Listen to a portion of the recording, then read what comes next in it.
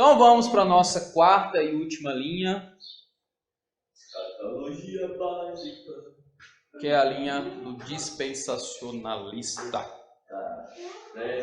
Chegou a sua vez! Você vai fugir agora, rapaz? Chegou a vez de falar sobre os seus conceitos e você vai correr? Pode ir. Vai dar intervalo, né, não, cara? Intervalo já? Não. É, mas a gente começou atrasado, né? Mas eu quero. Pode. Vai daí eu. Ué, tem preço que se paga, né? Então dá uma apertadinha aí. Vamos lá, pré-milenismo dispensacionalista. Vamos para o nosso entendimento da nomenclatura, né? Pré seria de antes. Então Jesus volta antes do milênio e dentro da dispensação que cabe a ele voltar. Então, o dispensacionalismo vai dividir as fases do plano de Deus em dispensações, separações. Tem a fase 1, fase 2, 3, 4, 5, 6, 7, 8, 9. A gente vai ver um pouquinho sobre isso. Lembrando que a minha aula não é sobre dispensações. Se você quiser estudar mais sobre dispensações, amém, fique à vontade, vai ser ótimo para você. Existe muita verdade nisso e pode te abençoar bastante. A minha aula é sobre o pensamento escatológico dos pré-milenistas dispensacionalistas, beleza? Então a gente vai falar um pouquinho sobre dispensações, mas qualquer coisa você procura Hernandes para explicar melhor sobre. Não, eu posso te explicar, mas não quero. Essa é a questão. Por quê? Não tem a ver com o que eu quero enfatizar no pensamento deles. Tem a ver com o modo como eles dividem o plano de Deus. E não é para isso que eu estou aqui. Eu estou aqui para falar sobre o pensamento sobre a volta de Jesus que eles têm. Beleza? Mas nem por isso a gente não vai deixar de ir. Mas se surgir uma perguntinha, você. Vamos lá. Primeira coisa que a gente vai ver então tem a ver com as dispensações, né? Então, a doutrina dispensacionalista divide o plano de Deus em 7 dispensações. Então, existe o mundo e existe as dispensações, causas e consequências dessa dispensação. Então, existe aqui, ó. Aqui vai aparecer as dispensações. Aqui vai aparecer cada responsabilidade referente à dispensação que estavam vivendo. A queda que ocasionou em relação à responsabilidade daquela dispensação e qual foi o juízo. Não é assim, Hernandes? Hernandes está sabido. Essa parte da prova ele vai tirar 10. Entenderam? Tem uma tabela aqui. Aqui são 7 dispensações. Vai aparecer 7 dispensações aqui, uma por vez. Cada dispensação trazia uma responsabilidade para o homem que vivia naquela dispensação. E como fracassou, então mostra como foi o fracasso e qual era o juízo por ter fracassado naquela dispensação. Beleza? Em 7 alianças vocês viram algo semelhante, não foi? Existiu uma coisa que o homem cumprir e ele caía, então Deus precisava fazer um reparo, um outro. Mais ou menos isso. São 7 dispensações. Então vamos lá. O homem tinha que viver as 7? Não. 7 dispensações. Dispensação é como se fossem separações. Tem a ver com épocas. Na hora que começar a abrir, você vai entender que não tem como você viver as 7. Você vai perceber agora. Principalmente, ó, a primeira.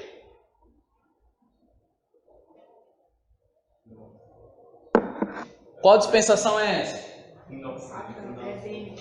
Tinha como você viver isso? Não. Essa dispensação tem a ver com Éden. A dispensação da inocência. A responsabilidade era não comer do fruto lá no Éden. E eles comeram. E isso trouxe maldição e morte. Essa é a primeira dispensação. A dispensação do Éden, né? A dispensação da inocência. Parece 7 alianças, não parece? Parece bastante, com certeza. Ele tirou 9. Hernandes, né? Ele usou o dispensacionalismo para responder a pergunta de 7 alianças. Foi isso, né, Hernandes? Então essa é a primeira... Gente, quando tiver perguntas, pode perguntar, viu? Vamos embora. Existe a segunda dispensação, que é a dispensação da consciência. Uma vez que o homem já não tem mais inocência, ele agora tem a questão consciência. E a responsabilidade era obedecer e praticar os sacrifícios para perdão, só que veio corrupção, e isso trouxe o dilúvio. Então poderia ser uma aliança noágica, por exemplo, né? Seria basicamente essa é a questão.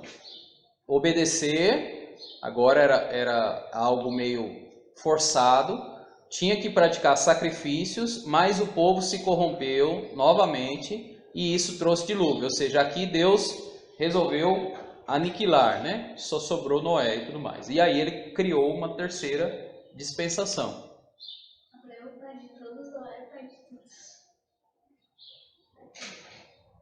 Aqui tem mais a ver com davídica, né? Mais ou menos assim. Então veio a dispensação do governo humano, a ideia era multiplicar, novamente desobedeceram e trouxe confusão.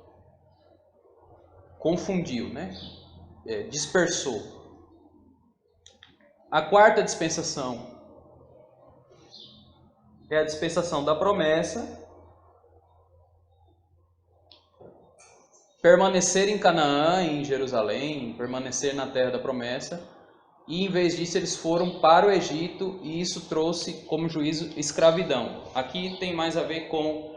aqui eu falei davídica, né? Não, com certeza não. Porque aqui a gente está ainda em Noé, em Moisés, tá vendo? Não, a conclusão é antes de do governo humano, a conclusão tem a ver com a Torre de Babel, né? Mas a sequência é essa mesmo, viu? Não está trocada não. Aí vem a questão da promessa, a questão de permanecer na terra, só que ele pegou e fugiu para o Egito, né?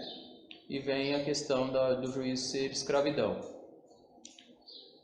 A quinta dispensação da lei.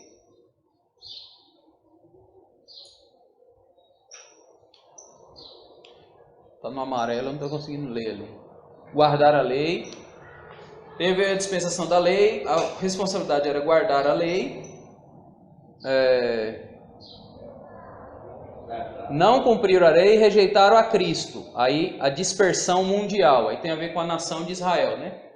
Não cumpriram a lei e rejeitaram a Jesus. Então a consequência foi espalhar os judeus por toda a terra. Eles não têm mais terra, não têm mais a própria Jerusalém, Israel invadido e tudo mais, né? A sexta dispensação é a dispensação da graça na qual nós estamos, né? Na dispensação da graça, nossa responsabilidade é receber a Cristo, mas existe a questão da rejeição a Cristo e isso gera grande tribulação.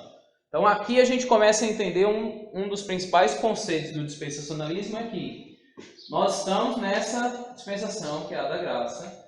A nossa função é receber a Cristo, mas caso vocês rejeitem a Cristo, vai existir um juízo que será a grande tribulação.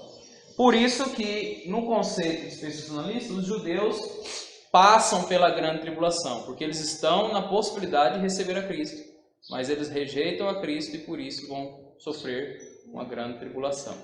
E a última dispensação é a dispensação do reino. A responsabilidade do reino é obedecer e adorar, mas vai existir uma rebelião final, que aí tem a ver com Satanás ser solto e tudo mais, e vai haver um juízo final que vai decidir entre reino eterno e perdição eterna para todo mundo. Aqui tem algumas basezinhas de Gênesis, vai descendo. Tem mais bases bíblicas, viu, gente? Eu peguei uma só. Mas basicamente a doutrina das dispensações, que não tem muito a ver com a linha escatológica, é essa aqui. Beleza? Tranquilo? Quer falar mais alguma coisa aí, Hernandes? Quer não? Eu nunca tinha pensado no fato de permanecer em Canaã gerou o juízo da escravidão do povo. Não é uma interpretação. Todas as vezes que o povo de Israel desceu para o Egito, trouxe consequências sérias para ele. Até Abraão, que foi para o Egito para comida.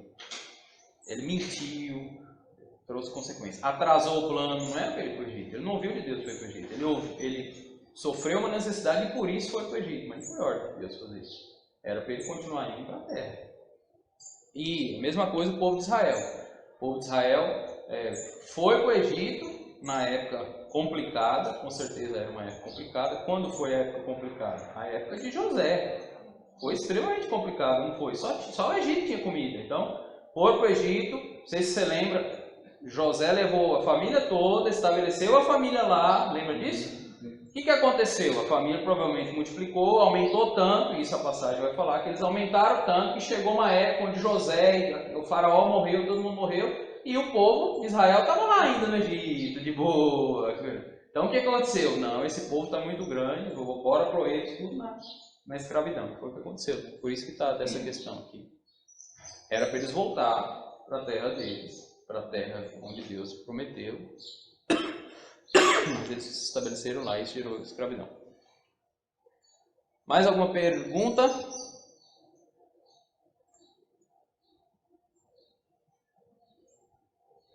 A parte que envolve mais, é que tudo aqui envolve, de certa forma, escatologia, né? Por causa da questão juízo e tudo mais. Mas o que a gente pode pegar mais para entender nessa aula seria os 6 e os 7, né? A questão da graça, a questão de receber a Cristo, rejeitar a Cristo é ocasião de passar por grande tribulação, né? Significa que se você receber a Cristo, você é livre dessa grande tribulação. E aí o reino tem a ver com uma dispensação futura, é obedecer e adorar, mas vai existir uma possibilidade de fato real, a rebelião final acontece, e aí depois da rebelião acontece o julgamento final. Então a gente saiu de Gênesis e foi parar em Apocalipse, tá vendo? Dividindo a história toda. Tem mais bases, viu, gente? Aqui eu pus pouco aí para não ocupar tanto. Então, para eles, aí a questão é aceitar Jesus, né? Porque, assim, o entendimento é que a tribulação vem para juízo sobre o pecado. Mas... Não, a tribulação vem mais sobre o juízo de não crer em Cristo como libertador. Eu estou falando que eu acredito. Aí eles acreditam que a questão é aceitar Jesus. Se você aceitou Jesus, independente, você é livre. Né? Porque eles creem no arrebatamento antes da tribulação. Né? Então, o que condiciona você ser arrebatado é crer em Jesus, ter Jesus como seu Senhor. Os judeus que eles acham que não crê em Jesus, né?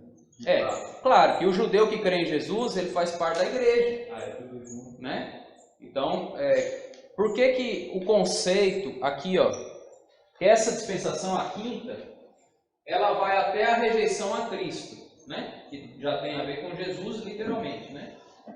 A dispersão mundial já tem a ver com o que aconteceu da perseguição e espalhou todo mundo, né? Os judeus de fato foram voltar só em 47, né?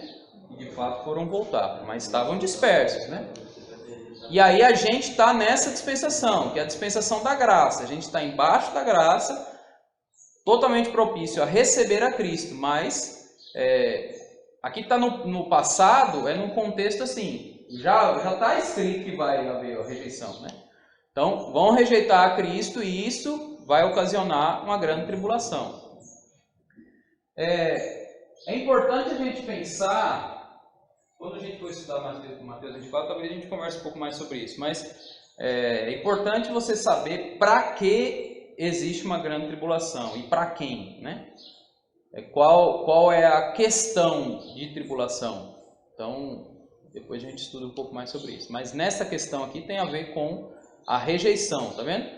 Tinha a responsabilidade de receber, não receberam e por isso vão receber tribulação. Fala.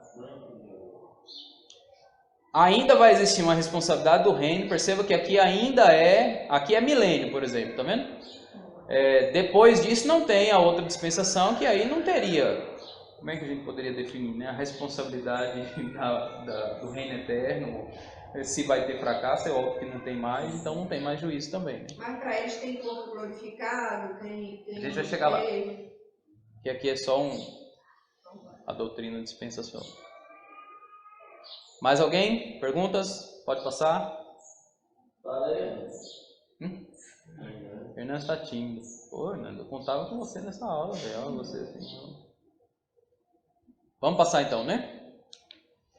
Então vamos para o conceito básico dos dispensacionalistas. Quando você vê uma pessoa falando, usando conceitos como esse, você vai entender que ela é, ou tem grande chance de ser dispensacionalista.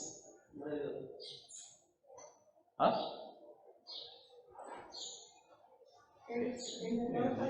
Ele vai. Esses pensamentos altos aí, tu guarda, irmão. Fala quando for fazer pergunta mesmo, assim, ó. Lembrando que a gente está estudando 4 linhas escatológicas, mas existem mais linhas escatológicas, só que são ramificações dessas 4 mesmo. Então, dentro do dispensacionalismo tem dispensacionalista progressista, dispensacionalista pré-tribulacionista, pós-tribulacionista, né, Hernandes? Hernandes é o que, Hernandes? Você tinha falado para mim que você é pré-tribulacionista, né?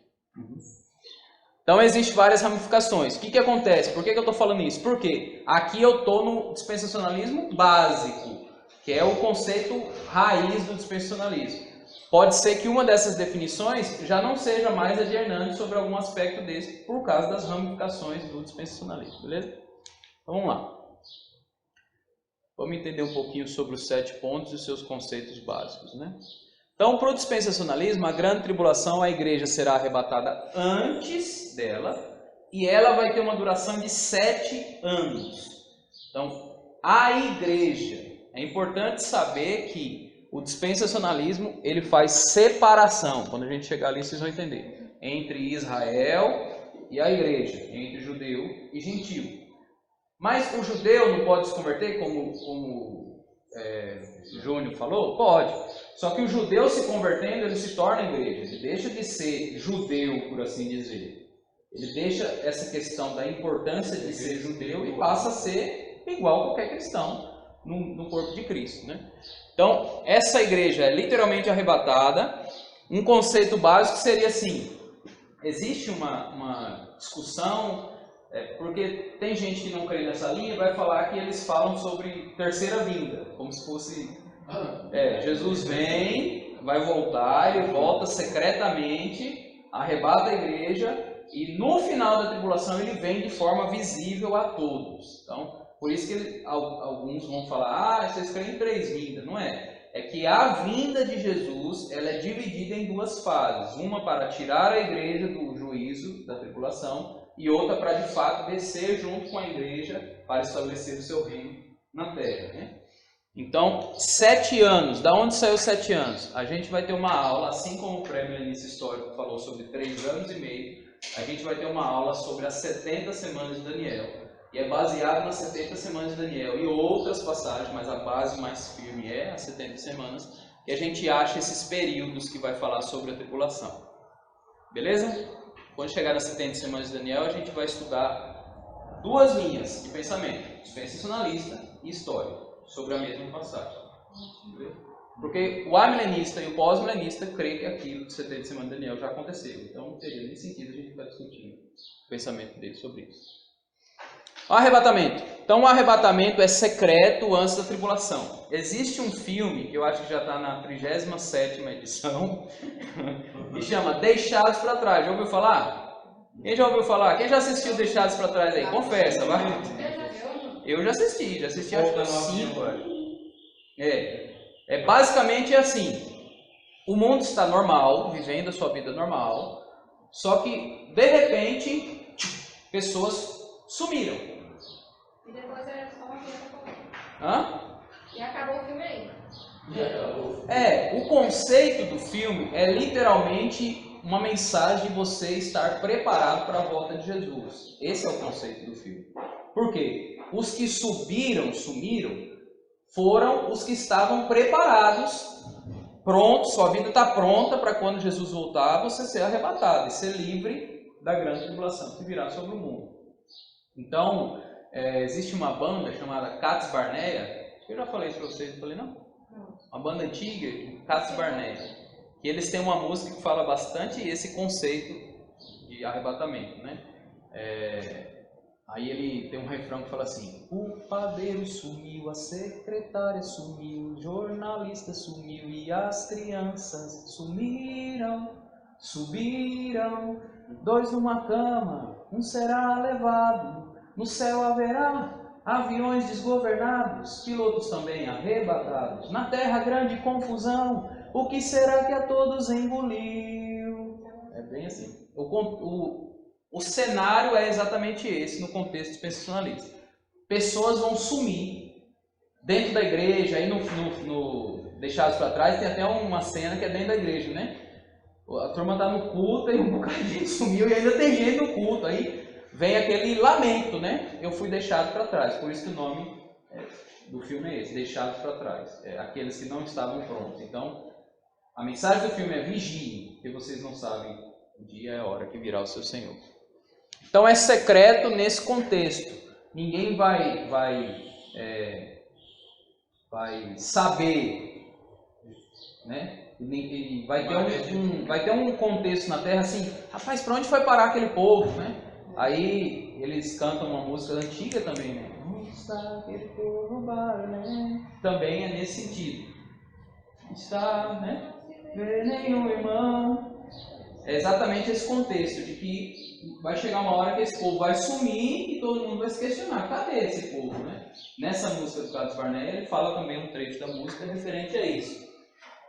Ele vai falar assim, não vou lembrar, mas tem uma parte que ele fala que aqueles que anunciavam que Jesus iria voltar tinham razão, e agora eles não estão mais sumidos.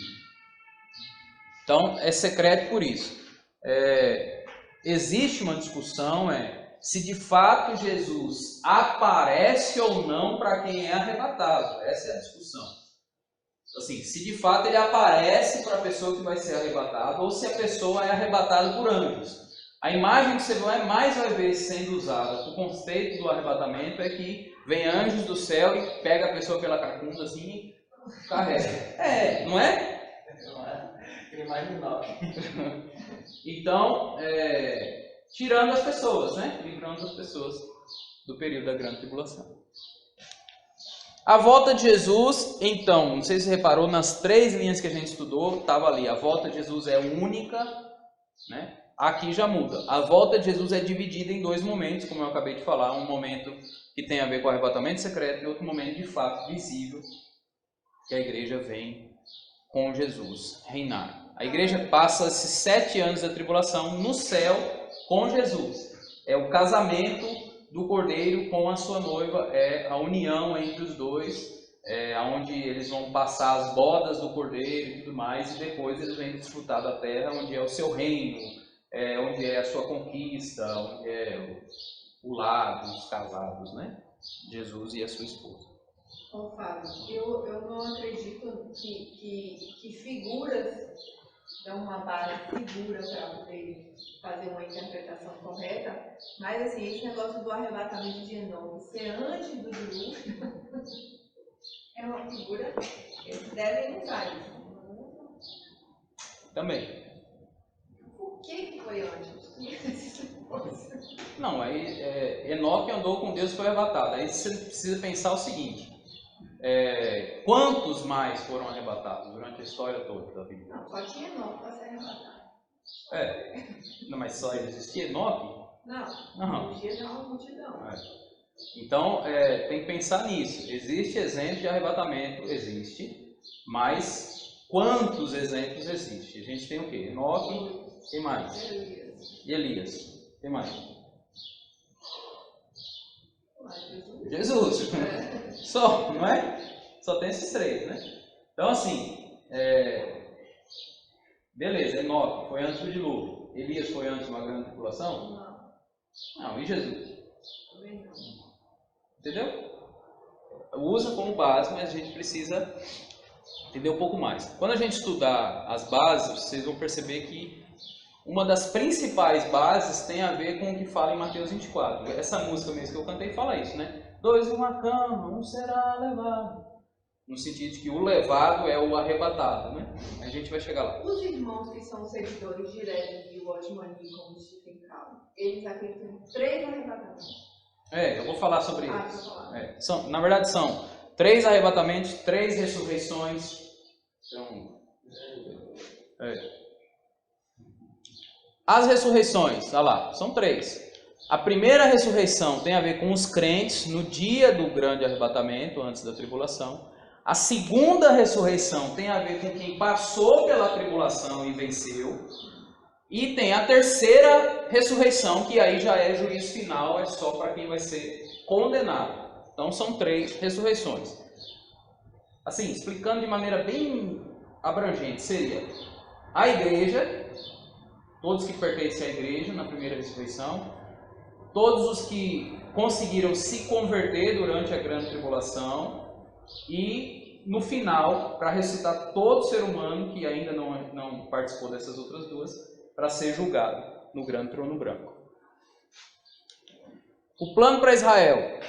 Lembrando que o dispensacionalista, ele é um das 4 linhas, ele é o que se caracteriza como separação. Ele crê na teologia da separação. Tudo que você lê na Bíblia, que tiver a palavra Israel, é literalmente para Israel aquilo. E tudo que você vê na Bíblia escrito igreja, é literalmente para a igreja. Então, eles não têm aquela parte que outras pessoas têm de espiritualizar promessas. Está falando de uma promessa específica para Israel, esquece, meu irmão. Aquela promessa é de Israel, não é da igreja. Então, eles têm uma parte que eu acho extremamente importante que eles trouxeram. A literalidade da palavra. Você ser literal, você ir no texto e procurar ser literal. Outra importância é sobre a grande ênfase na volta de Jesus, mas a gente vai ver daqui a pouco nas bases históricas.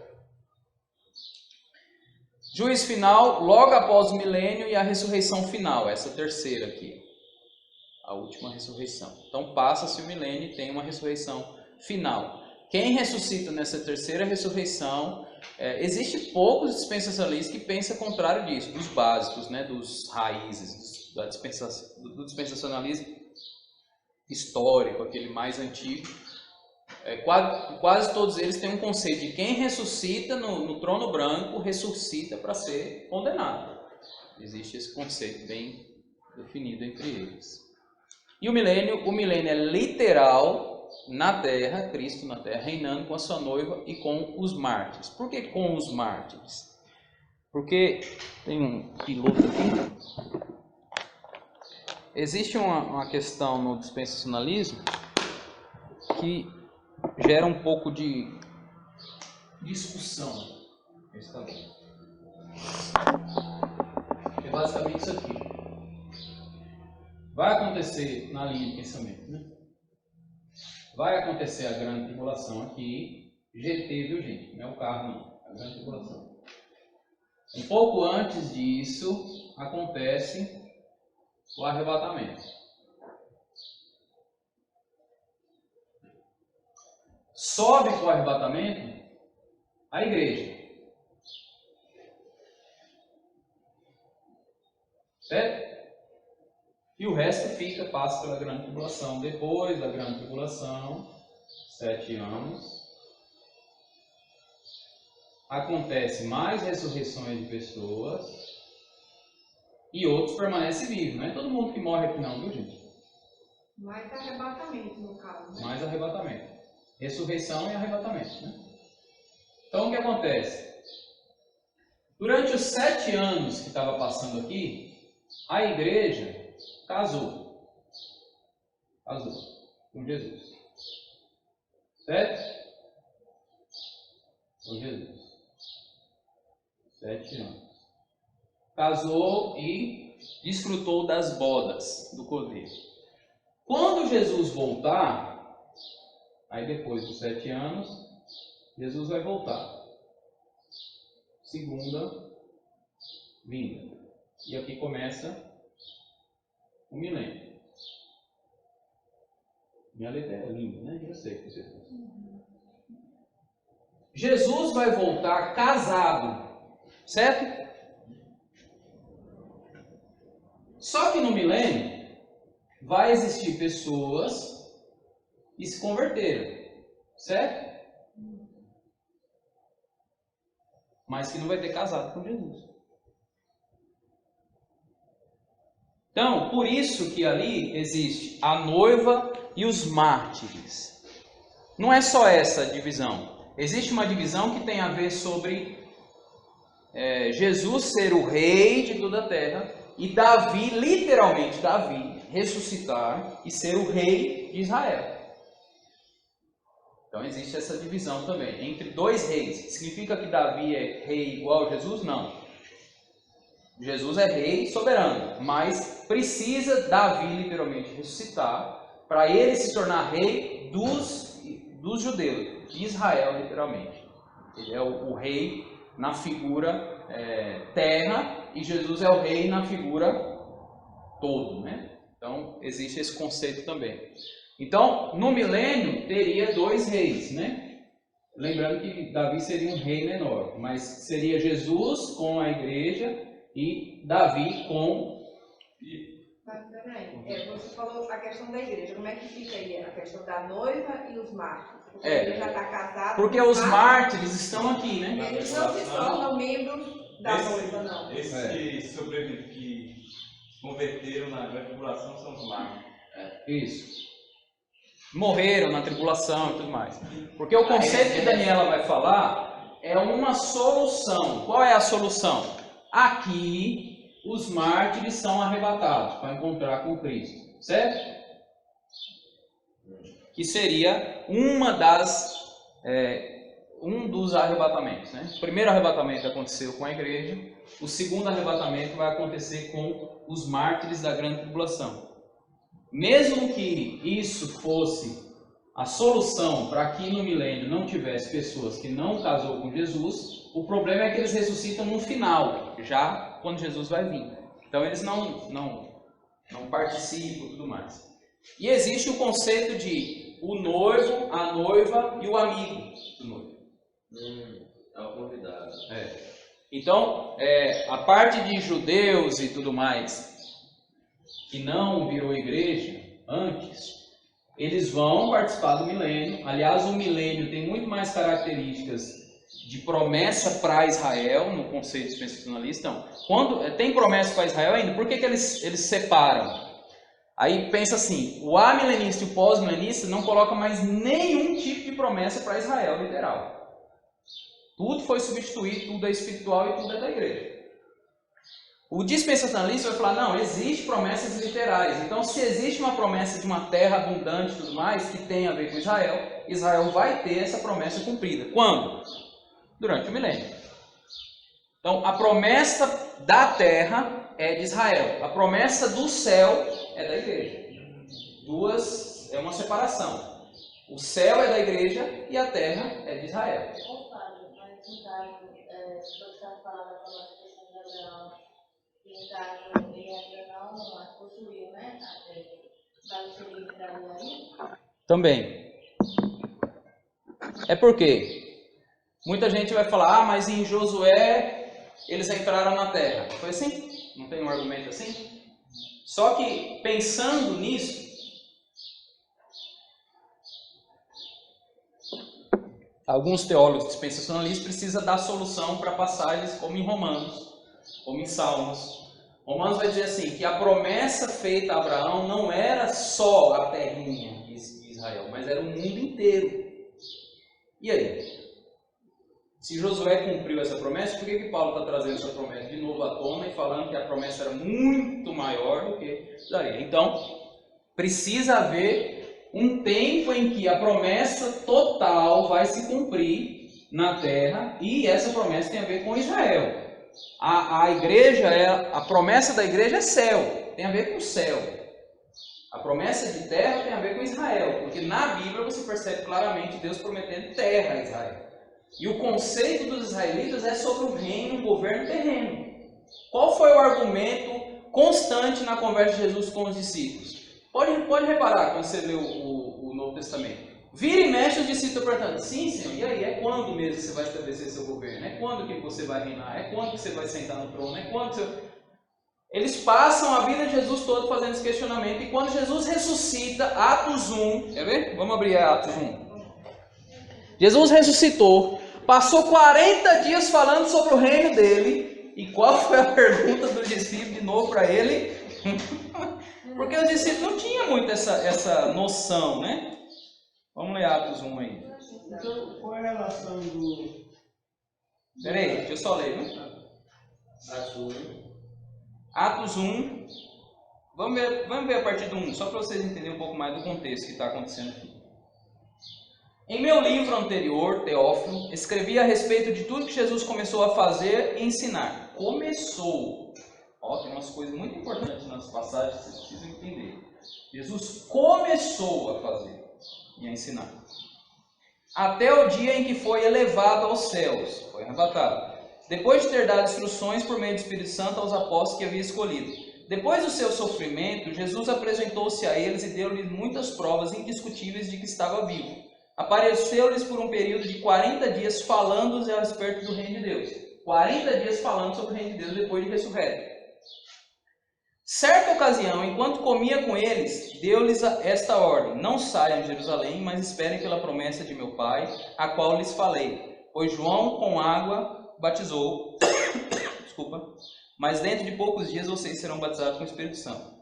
Então, os que estavam reunidos lhe perguntaram: Senhor, é nesse tempo que vai restaurar o reino a Israel? Então, essa pergunta ficou sempre na cabeça dos discípulos. Por quê? Porque olhando para as profecias do Velho Testamento, as profecias apontavam para um rei sobre o trono de Davi, da dinastia de Davi, que estabeleceria um governo na terra, e esse governo seria extremamente abençoado, a terra seria abençoada por causa desse rei e tudo mais. Então, eles estavam esperando que Jesus fizesse isso o quanto antes. Isso é base para você entender por que a maioria dos judeus não creram em Jesus. Eles queriam ver um cara picar o pé na cara de César, entendeu? Sentar no trono e falar: agora é eu que governo essa parada aqui. Eles de fato esperavam alguém assim, alguém como Davi. O que Davi fez, gente, quando se tornou rei? Gente, ele aniquilou os inimigos ao redor ao ponto de haver paz na terra. Ele destruiu seus inimigos ao redor. Então, e isso foi abrindo um parênteses, foi o que ocasionou a não permissão de Davi construir o templo. Ele era um homem sanguinário, ele era um cara furioso. Você vê os salmos ele falando: os seus inimigos são os meus inimigos. Ele fala com um ar de guerra o tempo todo. Então, eles esperavam Jesus como um Davi melhorado. Muito melhorado, né? E quando eles viram Jesus, primeiro nascendo um coxo, filho de um carpinteiro, né? Linhagem nenhuma, nem de sacerdote tinha. E ele vai crescendo humilde, ele vai crescendo daquela forma sem combater, vamos dizer assim, politicamente o governo da época. Jesus não se levantou como um político, de maneira nenhuma. Nem sobre a autoridade dos próprios sacerdotes ele questionou se aquela autoridade era válida ou não. De fato era válida, pela linhagem deles era válida. Então ele não levantou com o propósito de reinar ali, ele levantou com o propósito de morrer. Então olhar para esse Jesus, para esse Messias, esse prometido a Israel, como alguém que está indo para a cruz, gerava um bocado de dúvida, né? João mesmo vai virar e falar assim, manda um discípulo lá e fala assim: não, João mandou lhe perguntar se é você mesmo, porque a gente está meio confuso aqui, né? Aí você tem que entender os contextos, porque João está perguntando aquilo, né? Tipo, João está preso, vai ser decapitado e Jesus não faz nada, gente, faz alguma coisa aqui, Jesus. Brincadeira, mas tem mais conceitos sobre isso. E as promessas, elas sempre vinham juntas, né? Da primeira e da segunda vinda. Eu expliquei para eles numa aula sobre a questão da visão profética, né? Existe uma ilustração de visão profética que é isso aqui, por exemplo, né? Então a gente tem a cruz aqui e aqui tem um trono. Aqui é um trono. Aqui. Ah, mas parece bastante um trono. Então você lê Isaías 9, um exemplo que eu dei a eles. Você vê Isaías 9 falando, Isaías 9, no mesmo capítulo ele fala sobre a morte de Jesus e fala sobre o reino de Jesus. Então você olha assim e fala: ué, que coisa estranha é essa, né? Por quê? ele fala de um período e esquece um grande vale até chegar ao próximo período, que no nosso caso já está a 2020 anos de extensão. Então, essa é uma dificuldade, né? E os judeus, apesar deles terem profecias sobre a morte do Cristo, eles não criam muito naquilo, porque você percebe Pedro falando com Jesus contra a morte de Jesus, você percebe muito bem que aquele cara ali não estava esperando que o Cristo morresse, ele estava esperando que o Cristo reinasse. Né? Posso apagar isso aqui? Pode apagar. Agora uma pergunta, você leu Atos 1 e você parou no 6, mas a questão é por que Jesus diz: não nos pertence saber os tempos e as estações que o Pai estabeleceu pelo seu próprio nome? Vai ser uma alternativa de Com certeza. A primeira coisa que você tem que notar é que... Parece que ele está se contradizendo. Não, você tem que notar que ali abriu uma grande janela de inclusão dos gentios. E é um tempo difícil de se contar. A plenitude dos gentios iria acontecer e não cabia a eles, judeus, entender essa parte do processo, né? Essa parte convém a nós entender. Qual é a nossa função como gentio, que agora a gente faz parte da igreja, que Jesus abriu essa aba para a gente? Qual a nossa função? Então, não compete aos judeus saber isso, compete a nós saber, a nossa contribuição. Mas vai além disso, né? Sobre não compete vos saber, a gente poderia encaixar. Quanto o dia e nem a hora, ninguém sabe. Né? Mas a gente vai estudar um pouco mais sobre isso. Então ele deu conta para ele, não crê que pessoas se converterão no milênio. Creio. Seria os mártires. Só que aí, por exemplo, a pessoa... É isso que eu falei. No milênio, As nações se convertem. Os que se convertem no milênio, eles vão ser quem? Essa é uma pergunta que você deve fazer. E aí tu pergunta o Fernando. Estou brincando. Não. Tudo tem explicação. Tudo tem explicação. Eu só estou querendo mostrar para vocês a divisão, a separação entre Israel e igreja que se faz. Então, existe promessa para Israel na Bíblia? Gente, 80% das promessas é para Israel. E essas promessas vão deixar de se cumprir? Não. Então, aqui tem uma outra importância do dispensacionalismo na história da igreja, que é qual? Trazer a importância de Israel novamente com o plano. A gente pegou o histórico e trazia a importância de Israel, passou por uma fase grande de amilenismo e pós-milenismo que condenou e substituiu Israel completamente, e o dispensacionalismo veio na história e restaurou um ponto importante: Israel ainda tem promessas. Então ele trouxe isso, e isso é muito importante. É diferente da questão histórica, do pré-milenismo histórico? É diferente, claro que é. Mas Israel já está aqui fazendo importância a isso. Eu ouvi eu não sei para quem que eu falei, a minha irmã me mandou, minha irmã é da Assembleia de Deus, em Minas Gerais. tu vai ser o meu. Eu falei que eu fui. Ela me mandou um áudio de um pastor, Maranhão, que ele falou uma profecia, Deus deu uma profecia para ele passa uns 15 minutos falando assim, o que Deus está fazendo, o que Deus vai fazer e tudo mais, por que está fazendo, se vai demorar, se não vai. E aí ele pega e no dia seguinte ele morre. Tem um infarto e morre. Na fala dele, por ser uma fala assembleiana, existe uma coisa muito importante que é falada ali entre eles, que é a questão da grande tribulação. Ele fala sobre um contexto de sofrer. Ele fala, meu povo vai sofrer. Ele fala vários aspectos de sofrimento, né? Porque o conceito geral aqui seria: quem está preparado sobe, e os israelitas, ou quem não faz parte da igreja, passa pela grande tribulação, né? Então divide um pouco esse plano. E aí algumas coisas estão sendo atualizadas. Eu acho que até os irmãos dispensacionalistas radicais estão precisando rever os conceitos por causa da época que a gente está vivendo.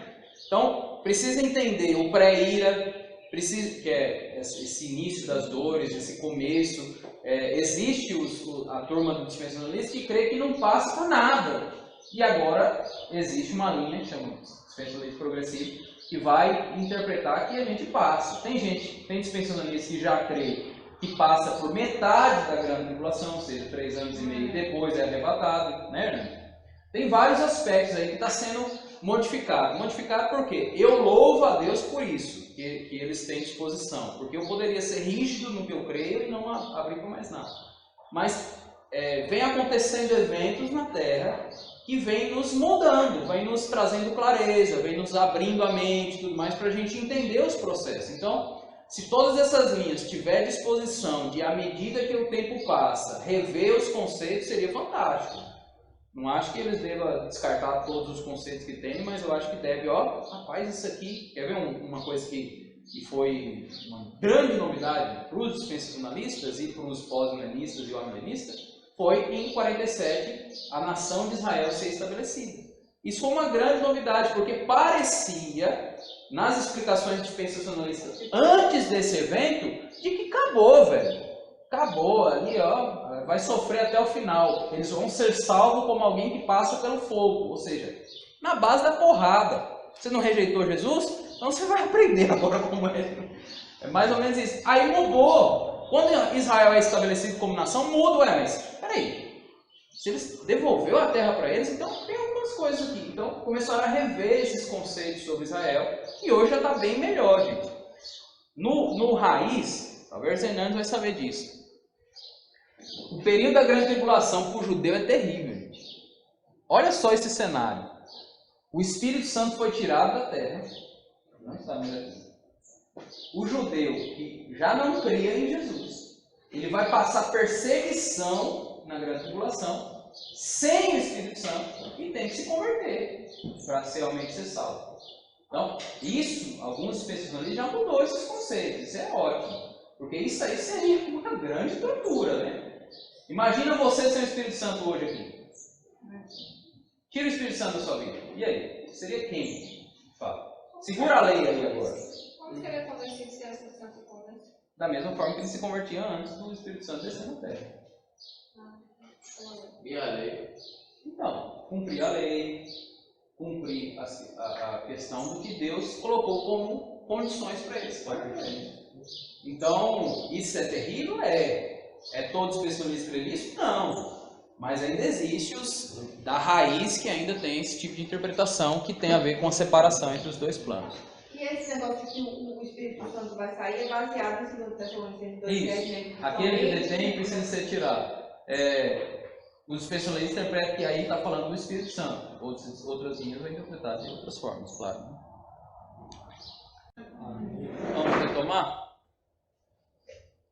Então a gente vai ver agora as bases históricas e bíblicas para o dispensacionalismo e entender algumas partes importantes na linha de pensamento deles.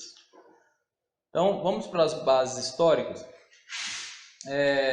A linha dispensacionalista foi a última de fato ser fundamentada e exposta, né? Você tem que sempre pensar que uma linha nasceu quase que como um combate à linha anterior. Então, o pré-milenismo histórico existia, o amilenista veio dizendo: esses caras são muito carnais, porque tudo por eles é literal, vai acontecer um bocado de coisa no milênio que nem fala na Bíblia, então esse milênio deve ser espiritual. Então, uma linha vai combatendo a outra. A base importante do dispensacionalismo no início da história começou com esse cara aí, John Nelson Darby. Já ouviu falar, não? Quem já ouviu falar em Darby? Esse cara foi muito famoso mesmo, por seminários, por juntar gente e tudo mais. Tem algumas coisas muito importantes no dispensacionalismo, que era o quê? O pós-milenismo deu uma grande esfriada nos cristãos sobre a volta de Jesus. Por quê? Porque se o pós-milenismo ensinava que a igreja precisava dominar a terra, com o cristianismo sendo o fundamento da sociedade, para daí Jesus voltar depois disso, então isso gerou um certo acomodamento nas pessoas. Por quê? Não, a gente está muito longe disso acontecer, então Jesus não vai voltar tão cedo. Então a gente vamos vivendo aí, tentando conquistar, abençoar as pessoas, para Quando Jesus voltar, a gente cumpriu o nosso papel.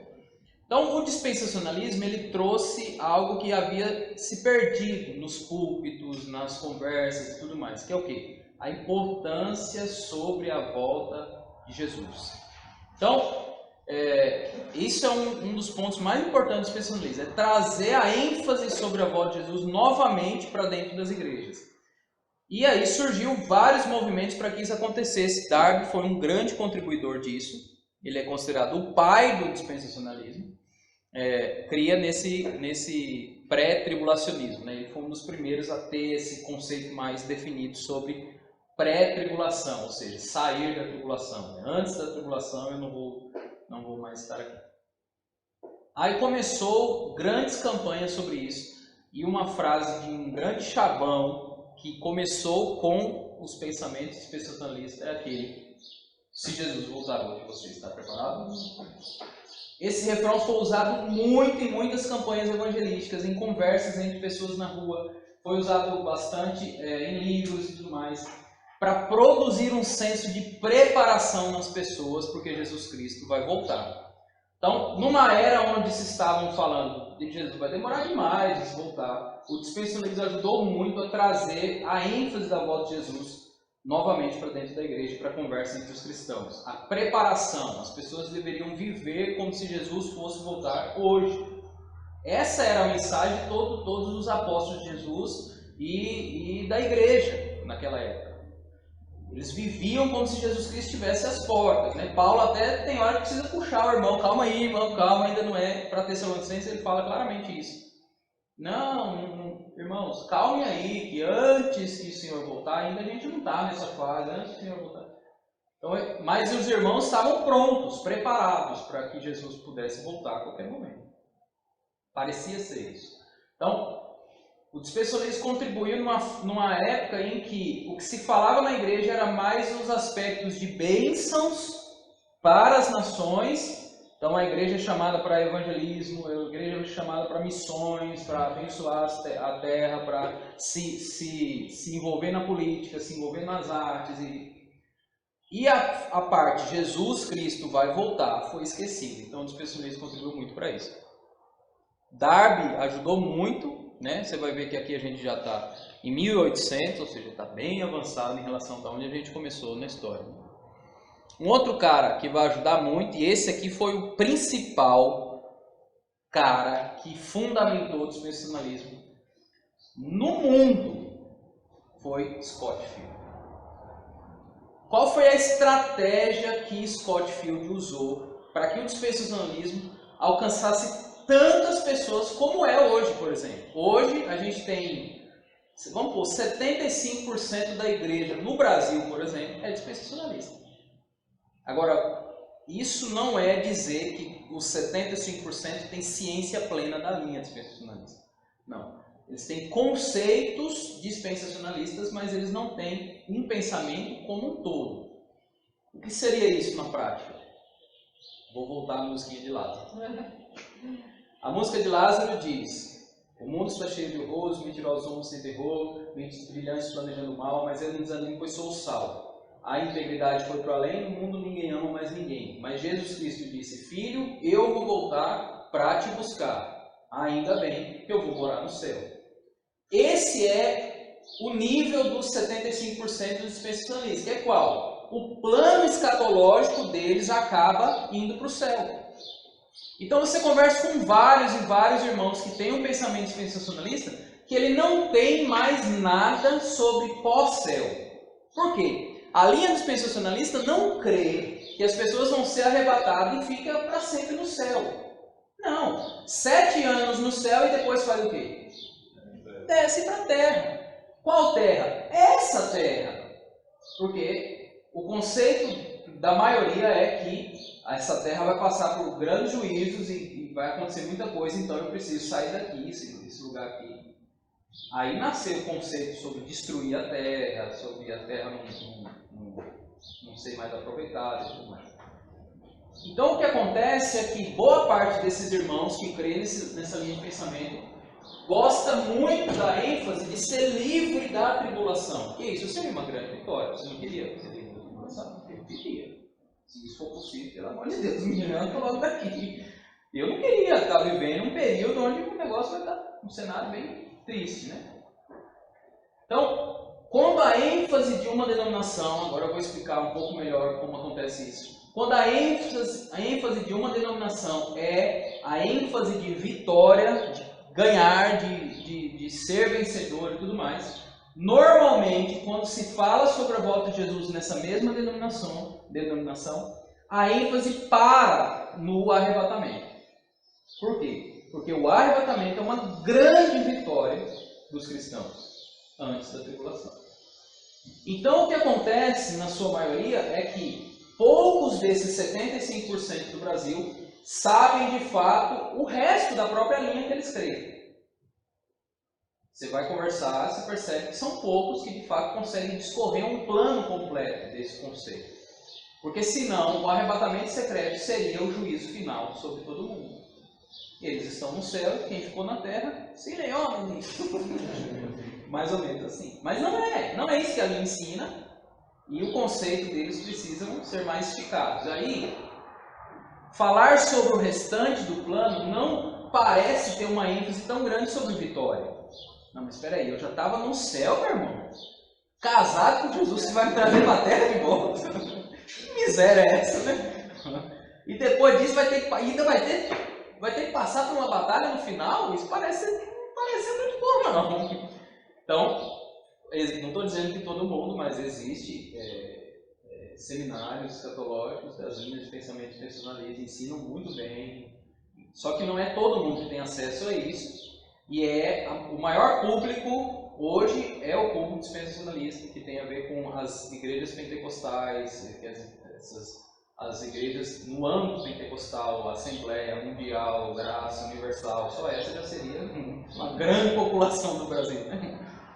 Então, o que Scott Field fez? Ele foi o primeiro cara a criar uma Bíblia que tem comentários. Quem tem uma Bíblia com comentário? Eu não sei que alguém tem. Quem tem? Vou pegar! Aqui, ó, quer ver? Olha. Deixa eu ver aqui, ó. Não tem não. Aqui, rapaz! Só tem referência. Não tem não, né? Tá escutando? Eu acho que tem. Aqui não tem! Eu acho que tem. Tô brincando, gente. Os comentários são bons. É bom você ter, mas é bom você filtrar, saber que comentário não é Bíblia, né? Então, o comentário é o pensamento de interpretação daquela pessoa sobre a passagem que está sendo lida. Então, Scott Field criou essa primeira Bíblia. Essa Bíblia explodiu até hoje, veio. Explodiu no mundo e vendeu milhões e milhões. A Bíblia de Scott Field, que era a Bíblia ali embaixo, tinha os comentários de Scott Field sobre as passagens. Você já viu uma Bíblia de comentário, né? Não estou falando coisa muito antiga, não. Eu tinha. Eu tinha uma, eu usei muito tempo, Bíblia Pentecostal. Literalmente o nome era esse. É a dele. A de Hernandes é Pentecostal? É a sua Pentecostal? Ela tem comentários, né? Eu usei muitos anos uma Bíblia dessa, Bíblia Pentecostal. Aí ela tem vários comentários. Qual foi a questão? O que aconteceu na história para fundamentar tão bem o dispensacionalismo entre os cristãos? Fundamentar, sim, alguns aspectos. Que é o quê? Eu pego uma Bíblia de ciência. A maioria da queixa dos irmãos por não ler a Bíblia é o quê? Não entendo nada, irmão. Fora, irmão. Está falando de me ler a Bíblia, eu leio aqui, eu não entendo nada. O que aconteceu com os comentários? Os comentários bíblicos, a partir de Scott Field, foi uma grande ajuda a esses irmãos. Então eles liam um negócio que não entendia nada. Não precisa ler, não, lê embaixo. É sério! É sério isso, gente. Então eles começaram a entender a Bíblia a partir dos comentários e não de fato pela Escritura. Não estou dizendo que eles estavam errados em entender a Bíblia assim. Os comentários, existem vários comentários bíblicos. Mas o que eu estou falando para vocês é que os comentários de Scott Field eram comentários todos numa visão dispensacionalista. Então todo mundo que ia entender a Bíblia a partir dos comentários de Scott Field ia chegar a conclusões dispensacionalistas sobre as passagens que estavam sendo lidas. Foi uma grande estratégia, foi muito usada, obrigado. E foi o que mais fez nascer dispensacionalismo dentro da era que eles viviam, né? Então, isso foi uma grande publicidade, vamos dizer assim, uma grande propaganda para o dispensacionalismo. Não sei se pode tocar agora ou depois que eu trabalhar mais esse ponto. A questão do arrebatamento secreto, a questão da manipulação também no passado, tem a ver com a revelação de amor também, né? Uma pessoa, reuniões carismáticas, né? E em uma dessas reuniões, não teve essa questão de o profecia a palavra profética, que se fundamentaram, confirmou algumas situações relacionadas. Aí seria mais uma questão da profecia que surgiu e tudo mais, mas se eu falar que é isso, aí vai dizer assim, então não tem base, foi só uma profecia. Aí eu não vou me apegar a isso, eu sei que teve vários, não foi só um moço que viu sendo livre da tribulação, que teve cenários, né? De visões que continham isso, mas eu quero pegar mais a parte base mesmo, bíblica, porque de fato eles têm base bíblica para afirmar isso. Agora, se interpreta o texto real ou não é outra questão, mas de fato eles têm. Os versículos sobre ser livre da tribulação é uma lista, gente, sobre ser livre da tribulação. Mas aí precisa, dependendo do modo como você interpreta o texto, é que de fato dá. Tem algumas pessoas que falam, eles fundamentam a base dele em revelação de pessoa, não é. Não, tem Bíblia. Teve influência. Senão ia ser. A revelação teve influência. Teve. Mas não pode dizer que ele não tem uma base. Não, mas até essa questão de visão, gente, contribui muito naquilo que você crê. Você tem uma doutrina e você recebe uma visão, automaticamente a sua visão passa pelo filtro da sua doutrina. É ou não é? Claro que é. Né? Você vai ler textos e você vai enxergar a sua doutrina nele. Eu vou, por exemplo, vou pegar de novo. Não pergunto não. Se você é um calvinista e você vai ler os aspectos sobre perda de salvação na palavra, se você for um cara radical sobre o calvinismo, você consegue achar os porquês certinho. Não porque está ali, mas porque na sua mente já existe um filtro para passar aquilo e não te destruir doutrinalmente. Existe isso em qualquer aspecto de doutrina. Né? Na ciência existe isso. Você interpreta os fatos a partir do que você definiu que era anteriormente. Então, o que Reis está falando é que teve uma moça que teve uma revelação de ser livre de tribulação e tudo mais. Não foi só ela, teve vários, né? Mas essa na história conta bastante ela. E isso foi uma das bases de fundamentar mais ainda o dispensacionalismo sobre o arrebatamento secreto, né? Mas esse cara aqui, gente, o que ele fez foi absurdo nesse contexto de propagar o dispensacionalismo dentro da igreja, né? E o último cara é o Moody. Moody, ele era o cara, ele não era tão famoso por pregar, evangelizar e tudo mais, mas ele era o cara que organizava grandes multidões. E Moody passou para o pensamento dispensacionalista, então todas as reuniões que Moody organizava em estádio, em praças e tudo mais, sempre tinha um contexto de explicação dispensacionalista nas pregações. Então, ele contribuiu muito para alcançar as multidões no público mesmo, em pregar a mensagem e tudo mais. Então, ele foi um dos propagadores na questão palavra. Juntava as pessoas para ouvir a mensagem. E Scott Field foi um aspecto assim, chegar até a casa da pessoa, onde é que ela estiver, ter uma Bíblia disponível. Nessa época, não só venda de Bíblia acontecia, mas muita doação de Bíblia para que espalhasse mesmo a linha de pensamento. Aí, Fábio, porque o Darwin trabalhava muito aqui com o mestre, né? É muito focado na palavra. O Petrillo trabalhou com a questão da escrita, né? E Moody, a questão, por causa também Moody era a referência que ele tinha. Moody era um gigante, né? Então havia um peso muito grande na opinião dele. Esse cara reuniu multidões, gente. Você ouve pouco falar dele, né? Mas ele reuniu dele hoje. Livro dele até hoje. Tem livro, tem. Acho que se não me engano tem até uma Bíblia de comentário. Vai manual bíblico. Tipo um negócio assim, tem. Mas, o problema é que tem gigantes nessa época aí. Gigantes, um atrás do outro. na verdade, isso aqui, gente, condiz com o quê? Que época é essa aqui na história da igreja? Pós-reforma. Avivamento. Começou o avivamento pentecostal, gente. Começou o avivamento. A gente está aqui em pleno século XIX, falando sobre o avivamento. Dá teu comichão, ó. Então, o que acontece? O avivamento, o período pentecostal, século XIX, século XX, foi um grande movimento de questão espiritual na igreja. No meio pentecostal, também foi uma grande influência, uma grande ênfase na questão da volta de Jesus. A gente está recebendo o Espírito Santo, aí todo mundo já começou a ligar. Ó, isso é a profecia de Joel se cumprindo.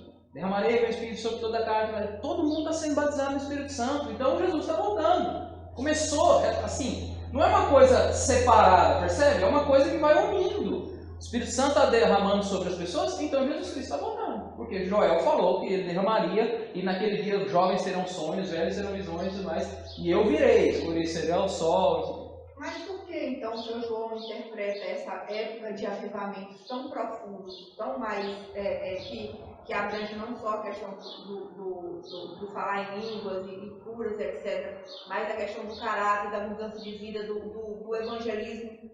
Ele descarta esse como Não. coisa e diz que foi lá em 1900. É porque o processo que Eu não João consegui vê entender isso, é um não. processo além de Pentecostes, que é o que vocês estão estudando nas festas. Então, o avivamento de Pentecostes foi uma coisa boa, necessária, extremamente extravagante? Foi. Mas o plano de Deus acaba aí? É isso que o Sr. João tinha. O Sr. João tinha uma visão um pouco mais ampliada. E ele via que o Pentecoste era para abençoar a igreja, encher ela com o Espírito Santo, para que esse encher do Espírito Santo produzisse santificação e preparação de fato nessa noiva para ela receber Jesus. Então, a visão dele tem a ver com as festas que vocês estão estudando. Tinha Páscoa, salvação, tinha a ver com salvação. Não sei se vou dar spoiler, que seja. Pentecoste, que tem a ver com o batismo no Espírito Santo, e tabernáculo, que tem a ver com Jesus voltar, tem a ver com Jesus morar e tudo mais. Então é um processo. O que aconteceu com a maioria, gente? Isso eu falo para condenação nossa mesmo. Porque a gente, quem é pentecostal aqui? Vocês não são pentecostais? Então você não tem o Espírito Santo. Vocês todos são pentecostais, gente. Não tem nenhum tradicional aqui. Todos vocês creem no Espírito Santo? No batismo do Espírito Santo? Nos dons do Espírito Santo? Então vocês são o quê? Pentecostais. A diferença é que existe uma linha pentecostal que dá grande ênfase ao Espírito Santo. Talvez você não é uma dessas. Mas vocês são pentecostais. Mas ele retira desta época a questão que ficou, que eu não consegui compreender, ele retira desta época, onde essas manifestações do Espírito Santo existiam de forma muito mais abrangente na vida, a questão da santificação, do evangelismo, de espalhar o evangelho e tal. Só a questão da escatologia, que eu entendo que eles tinham uma visão mais limitada, menos larga. E aí não se considera isso como um avivamento que restaurou o ministério do Espírito Santo na Terra, mas Não, só lá. Você não considera sim.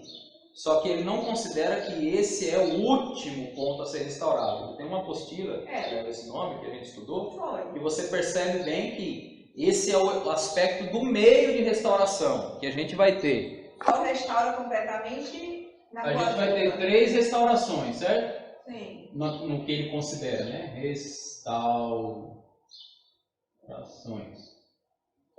A primeira, Lutero, palavra, certo? A segunda, Pentecoste. Eu vou assim, mas vocês entendem que é o movimento pentecostal. Que aí tem a ver com Espírito. E tem uma terceira, que ainda vai acontecer, que aí tem a ver com comunhão. E aí é o sangue.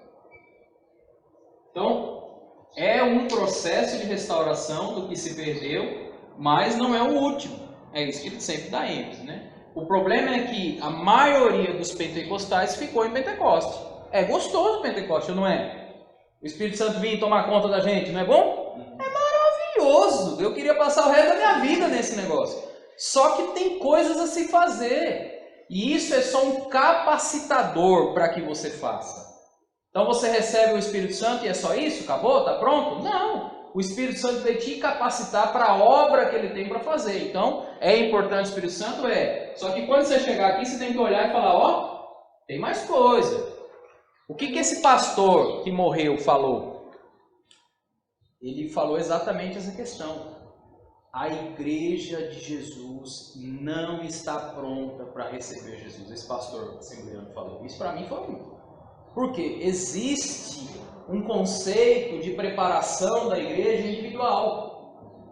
Então, essa mesma fala que surgiu nessa época, se Jesus voltar hoje, você está preparado? Fazia uma manifestação individual para cada um se preparar. Não tinha uma manifestação coletiva para isso. Era uma pergunta individual. Essa pergunta ela traz uma parte boa e uma parte ruim. A parte boa é que converteu muita gente por causa dessa pergunta. E se você hoje for deitar na sua cama com esse tanto de pecado que tu tem e Jesus voltar? Paulo Júnior. Tá vendo como ele identifica as coisas? O que acontece na pessoa que agora vai para casa? Vai para casa dormir. Se eu deitar na minha cama e Jesus voltar, ela vai chegar na casa dela. Vai pedir perdão pelos pecados, até que não cometeu, né? Até aqueles que não fez, ela vai pedir perdão. Para estar pronta, né? E Jesus voltar, né? Nesse meio, gente, apareceu tanta coisa. A questão de você não pode dormir pelado. Quem já ouviu isso? Porque se Jesus voltar vai te pegar pelado, irmão, para arrebatar, fica complicado. Então, teve um bocado de coisa. Teve a questão sexual nessa época que surgiu. Teve um movimento de que o ato sexual em si é pecaminoso e isso causa grandes problemas nos casais e tudo mais. Teve um bocado de coisa surgindo nessa época. Por quê? Por entender que aqui é o final da história. Por entender que, tendo o Espírito Santo, você já está pronto. Jesus já pode voltar, que você já está pronto. Mas não. Então, essa ênfase exagerada no Espírito Santo que é o que causa um pouco de mal à igreja hoje. Achar que é só isso e acabou. Então os cultos todos vivem em torno de movimentos, de ações espirituais e coisas extravagantes e espirituais e tudo mais. Isso é bom, faz parte, é uma parte do processo, mas tem mais coisa para se fazer, né? Então é isso que precisa entender. Então na visão do seu João, o problema é achar que aqui é o último avivamento. O avivamento é esse, que é só buscar a questão espiritual, do Espírito Santo, batismo do Espírito Santo. Gente, a gente tem um problemão. Um problemão. Sabe qual é o nosso problemão? O batismo do Espírito Santo para a gente é quase um alienígena. Mostra para mim uma pessoa na Escritura que para ser batizada gastou 30 dias. Que gastou um mês, um ano, 10. Que você chega nas igrejas hoje, aí você... Quem é batizado do Espírito Santo aqui? Isso eu estou falando para a condenação de alguns daqui também. É por isso que eu vou embora. Por quê? Tu chega numa igreja que tem pessoas salvas e você pergunta assim, quem já foi batizado do Espírito Santo? Aí o irmão Raimundo não levanta a mão. Aí você vai começar, e aí irmão, quanto tempo você é convertido? Ah, irmão, já tem uns 20 anos. Hã? Percebe que isso é muito incoerente? Então, dá uma grande ênfase para ser batizado no Espírito Santo, como se isso aqui fosse algo difícil de acontecer. Parece que precisa ter um suor, quase suar sangue igual Jesus no monte. Para daí receber o Espírito Santo. Não, isso é um processo natural que acontece na vida do cristão. Assim como esse aqui deve ser. Agora aqui, teve um bocado de pepino aqui. De falha de caráter. Um bocado, gente. Olha os movimentos pentecostais, o que aconteceu com a maioria dos grandões, dos caras que foram influência, que curavam um bocado de gente, que profetizavam e tudo mais. O tanto de escândalo que vocês vão ver nessa parte da história da igreja, na aula que vocês vão ter, vocês vão ficar assim, mas gente, o cara era tão usado por Deus, caiu em adultério, tão usado por Deus, roubou dinheiro, tão usado por Deus, e fazia tantas coisas que dava descrédito a ele? Quem não se lembra de Benihim? Mas isso aí você está falando do avivamento depois da apóstolo, porque esse avivamento aí era avivamento de caráter também. Mas o que eu estou falando é que isso aqui tem a ver com tratar. Comunhão tem a ver com tratar. Eu estou tentando entender a visão de vocês, eu ainda não entendi.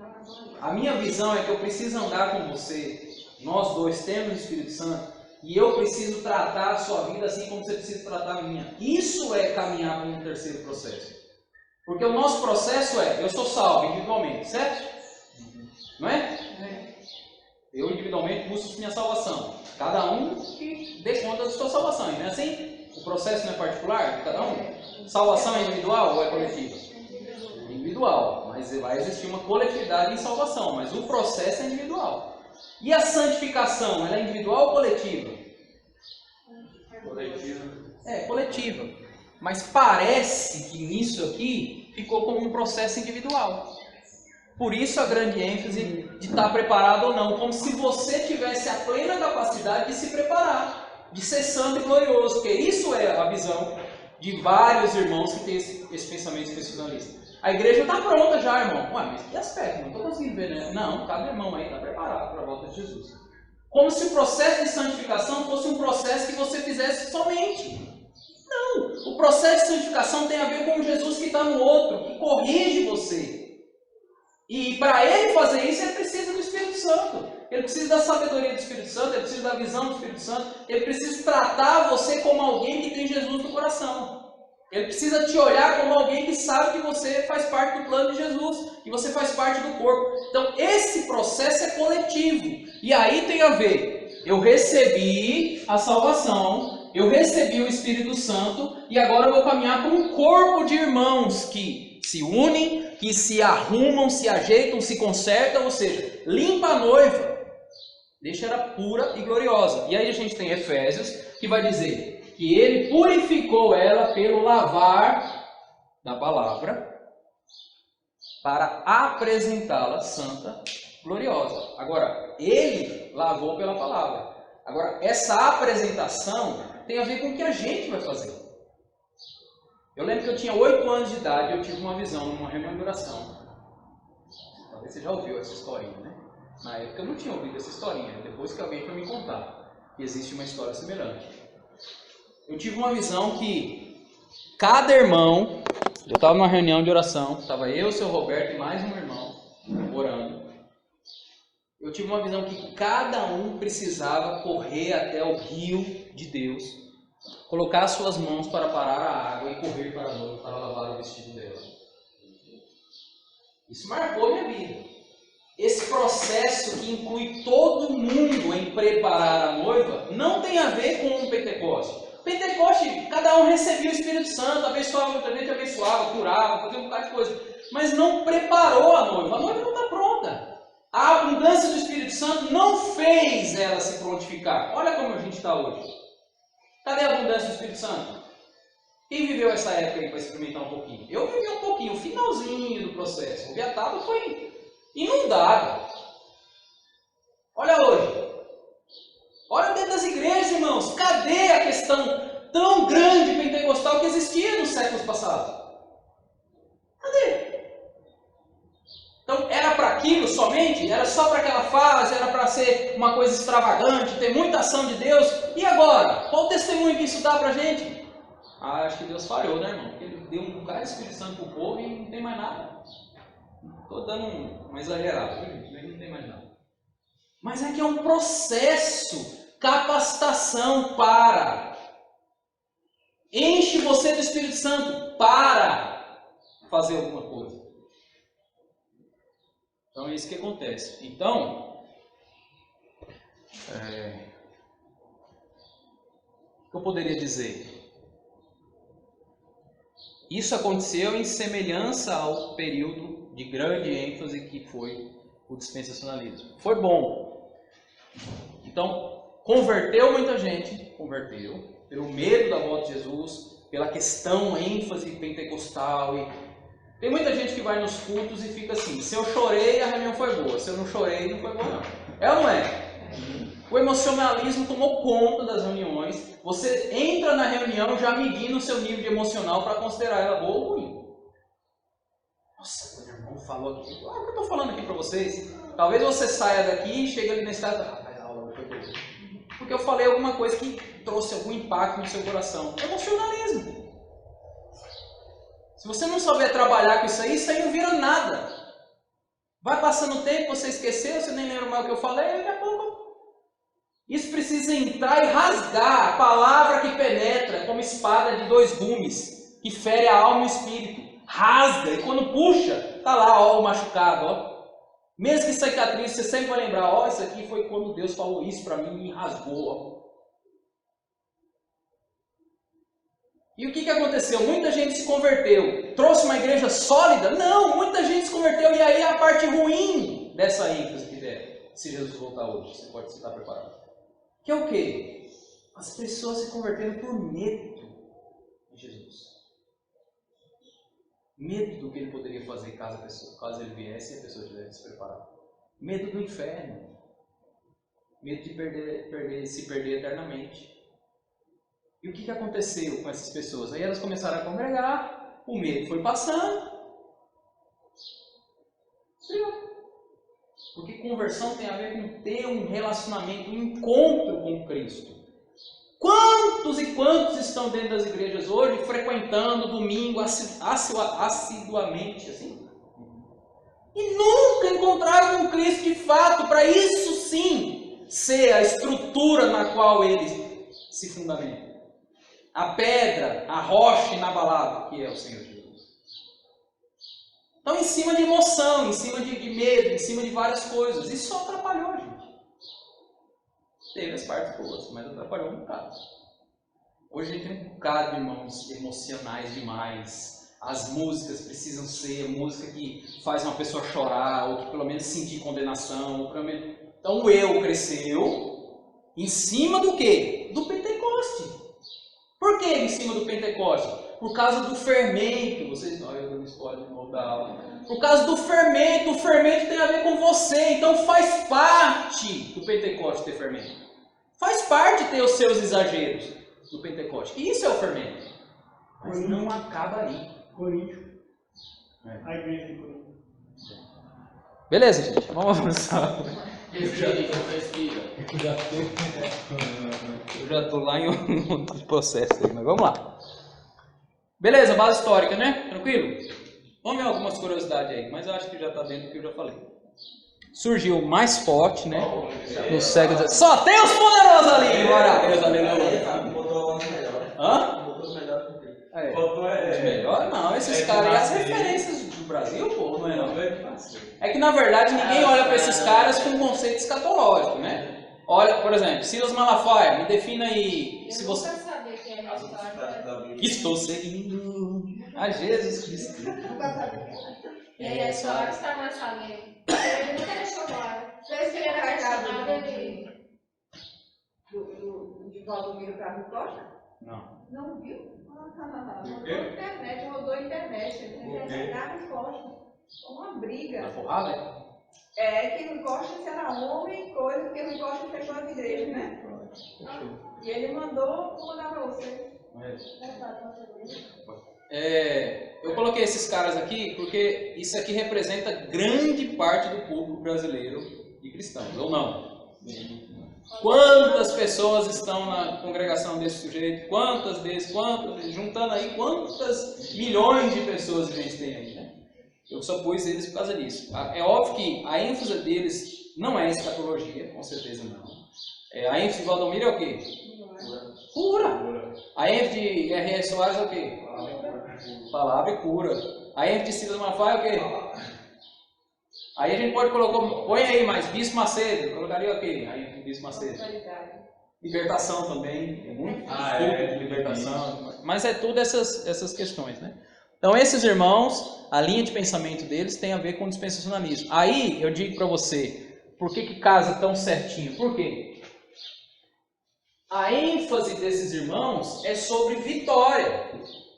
Não é ou não é? Sim. E é ruim? É ruim ser vitorioso? Não! Deus pode te curar? Isso é uma vitória da sua vida? Sim! Deus pode te abençoar financeiramente? Isso é uma vitória? Sim, também. Agora a questão é só isso? Eu prefiro ficar com C.S. Lewis. C.S. Lewis vai dizer assim: se você busca o cristianismo para ser a sua religião que vai te produzir alegria, você não encontrou o cristianismo ainda. O cristianismo não é para isso. A ênfase do cristianismo não é isso. Por quê?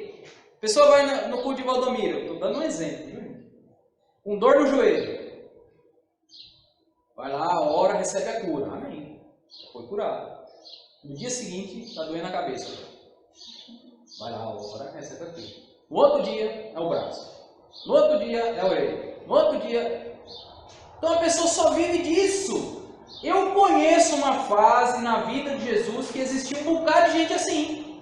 Multidões o seguiam para ser abençoados por ele. Quem é que ficava no final? Só os marrequinhos velho que andavam por ele. E depois foi tudo leal. Então essa é a questão. Isso é Pentecoste, cura, libertação, tudo mais, poderes espirituais que Deus nos deu pela sua autoridade. Vocês irão curar, enfermos, libertar, endemoniados, ressuscitar mortos. Só ressuscitar mortos, que eu ainda não tenho um exemplo aqui. Mas não para aí! Igreja não é só isso aí não. Igreja não é só Pentecoste não. Igreja, ela precisa caminhar para uma prontidão, para estar pronta como noiva. A minha função é ser noiva de Cristo. Não namorada. Namorada que ganha presente. A noiva ganha o marido. O que Jesus fica dando é presente ou não é? Ser curado é presente? É um presente que Deus te deu? Um emprego bom, que você ganha dinheiro, é presente? Presente de Deus. Não tem uns caras que colam no carro, isso? Cola um carrão bonitão, aí assim, foi Deus que me deu. Oh, Deus poderoso! E dá. É importante frisar que dá. Peça e será vos dado. Não é assim? É importante saber que dá. É importante saber que você deve buscar. Agora é importante saber que não acaba aí. Ele quer te abençoar, mas ele quer que você ande junto com ele. E aí quando você começa a andar junto com ele, você vai entendendo que você não é nada. Que a sua doença pouco importa. De fato é. Mas andando com ele eu sou curado. Andando com ele eu sou abençoado. Nas piores situações que possa parecer, eu ainda me sinto abençoado estando com ele. Mas eu estou caminhando para onde ele vai. Eu só faço o que meu pai faz. Eu só falo o que meu pai falou. Ele está caminhando para um lugar e andando com ele, nossa, assim, sou extremamente enriquecido pelas suas bênçãos. Efésios 1. Toda sorte de bênçãos espirituais. Mas meu alvo final não é a bênção. Meu alvo final é: o que o Senhor quer? Estou falando isso com vocês já tem um tempão. Né? O que Jesus quer? O que Jesus quer que a gente ore? O que Jesus está sentindo de peso pelas pessoas, pelas nações, pelo plano dele? Quem vai clamar por aquilo que está no coração de Jesus? Se a gente ficar preocupado só com a minha dor no pé, com a dor no joelho, dor na cabeça, com o que seja. Quem é que vai abraçar de fato a causa de Cristo, aquela que ele morreu na cruz por ela? Quem vai abraçar isso aí? Ou você só vai pegar os benefícios da cruz e esquecer que a cruz tem um propósito em si e que você foi chamado a contribuir nele? Isso é a lei do Pentecostes. Dentre os que mais se destacam nos nossos dias estão o apóstolo Valdomiro, Santiago só tem fera, missionário R.S. Soares e pastor Silas Malafaia. Beleza? Não parece haver nenhuma ligação entre os três. Só a questão escatológica. Porque são épocas de mover diferente, né? Bem diferente. Vamos avançar. Base bíblica. Deixa eu ver quanto tempo eu tenho ainda para isso. Tenho 15 minutos. Não vai dar certo, né? Mas a gente vai até onde for. A próxima aula, já vou adiantando para vocês, na próxima aula a gente vai fazer uma recapitalização das 4 linhas escatológicas, de alguns conceitos, por que estudar escatologia, algumas coisas assim, por quê. De hoje a 15, vocês vão ter uma prova, beleza? Na minha prova, vocês vão ter só a prova. Acabou, acabou, beleza, tchau, tchau. O dia é só para prova, não tem aula no dia de prova, beleza?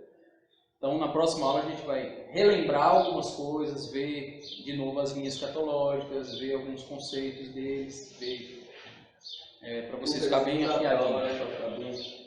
Beleza? Então, vamos para a base bíblica. Arrebatamento da igreja. Olha o tanto de passagem. Se eu fosse colocar o tanto de passagem que tem de arrebatamento da igreja aqui, ó, não tinha parede que cabia. De tanta referência. Mas a gente não vai ler tudo, é óbvio. Vamos pegar uma ou outra para ler. Deixa eu ver aí. Escolhe uma aí. Qualquer uma. Daqui. Vá. Qualquer uma aí. Quero da vinda secreta. Arrebatamento da igreja. Vinda secreta. 1 Pedro 3:10. Porque quem quer amar a vida e ver os dias bons, refreia a sua língua do mal e os seus lábios não falem engano. É a segunda?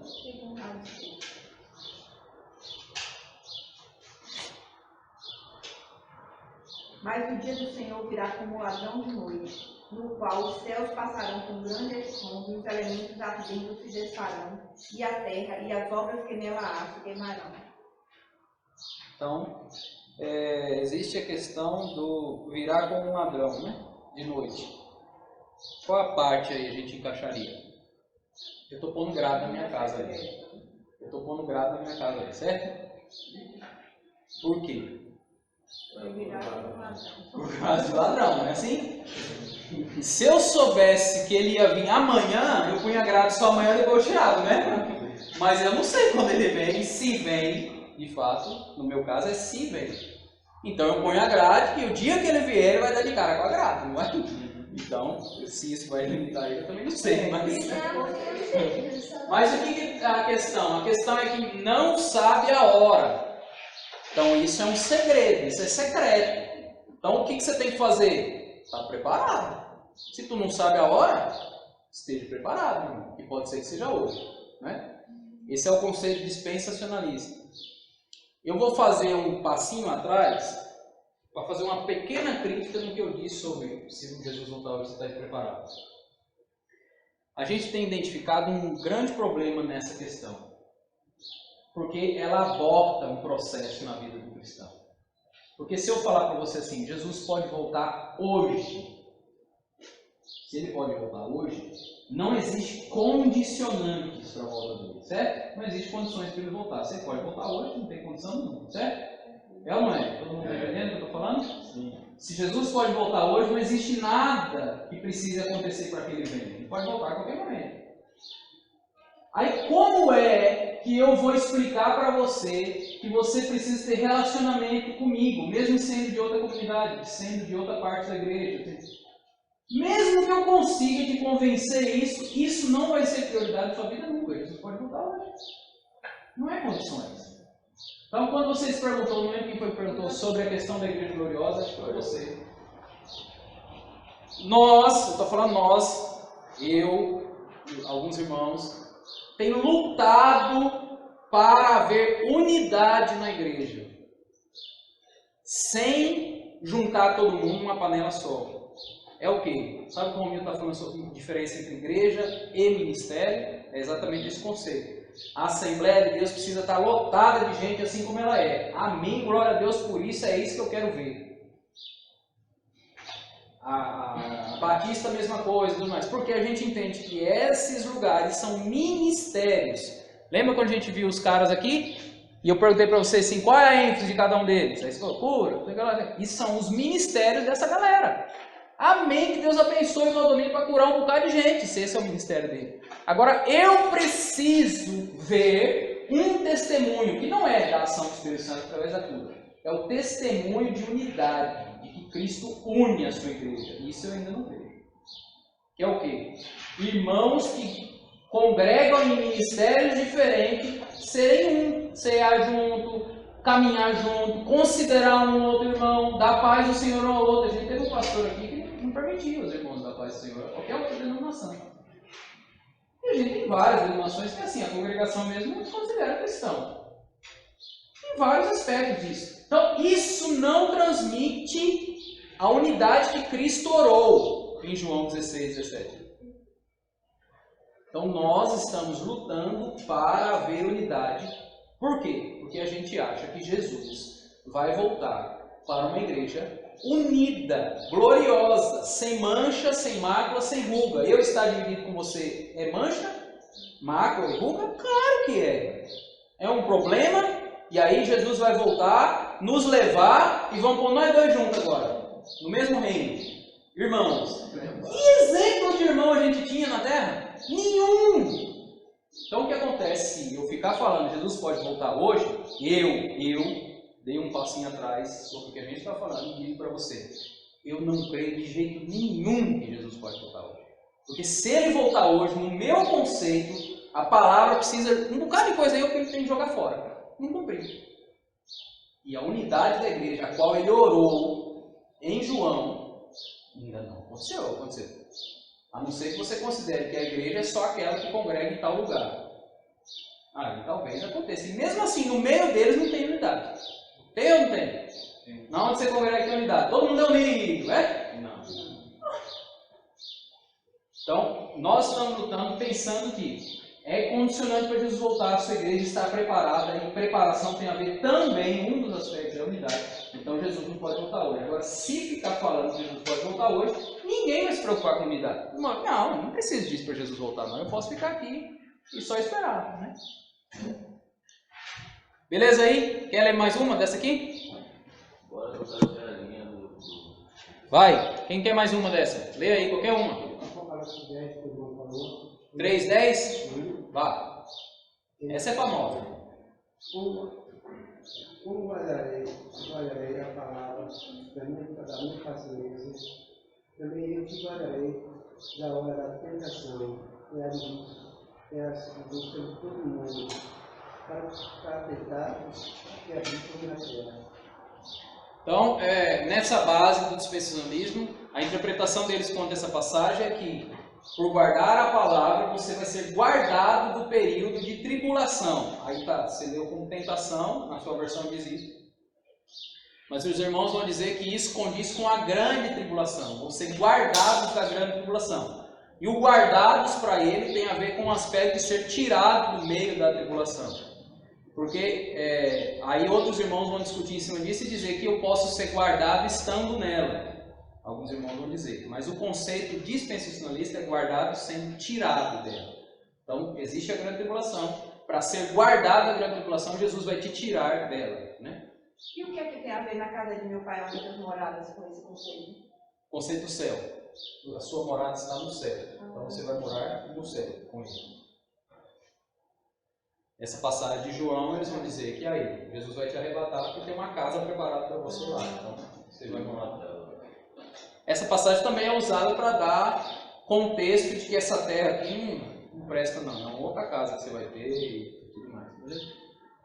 Tribulação para quem rejeitou a Cristo. Vamos lá. Quem quer ler Jeremias? Jeremias é a angústia de Jacó. 27, né? Acho que é.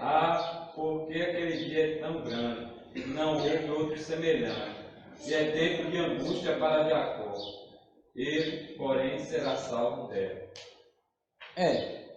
Então, vai ser uma angústia para Jacó. Aí tem a ver com a questão de quem rejeitou a Jesus e ele vai ser livre dela. Quer pegar outra passagem? Pega aí. Pode pegar Amós 5, vai. Nessa versão já fala Israel, no caso aí. Israel, né? Angústia para Israel. Mas se esse texto não está pegando esse quadro aí, qual seria a angústia de Jacó, então? A tribulação. Não considerando o que é a angústia de Jacó que o texto está dizendo. Tribulação para quem rejeitou a Cristo. Não, na visão dele, mas tirando esse ponto, o que seria? Eu acho que Jacó já está sendo angustiado há um tempão, né? Se eu pegar o Holocausto e falar assim, essa é a angústia de Jacó, com certeza pode se considerar, né? Mas ainda vai além. Vocês lembram do negócio que a gente assistiu aqui? Falando sobre Israel? Os irmãos, não sei se vocês conseguiram perceber escatologicamente, qual era o pensamento dos irmãos escatologicamente? Qual é a linha escatológica dos irmãos que estava falando? Eu entendi. No filme. Pré-milenismo histórico. Claramente eles são pré-milenismo histórico. E aí eles estão esperando um tempo terrível sobre Israel. Por quê? Porque Zacarias 14 vai falar sobre isso. As nações cercarão Jerusalém. Os exércitos das nações cercarão Jerusalém. Conseguirão invadir ela e vão estuprar as mulheres, saquear os bens, prender alguns e tudo mais. E aí quando eles ganharem essa guerra, essa é a parte importante, eles ganham a guerra, aí Jesus aparece. Como o resgatador, o cara que vai aniquilar, né? Beleza, Reis? Amós 5, 18, 20. 18. A 20. Ai daqueles que desejam o dia do Senhor. Para que quereis vós este dia do Senhor? Será de trevas e não de luz. É como se o homem fugisse de diante do leão e se encontrasse com ele no urso. Ou como se entrasse numa casa e a sua mão encontrasse a parede e fosse mordido por uma cobra. Não será, pois, o dia do Senhor trevas e não luz, e escuridão sem que haja resplendor? Então, qual o aspecto dessa passagem? Como é que você pode falar que as pessoas, os irmãos vão estar nessa tribulação aí, né? Nesse contexto aí?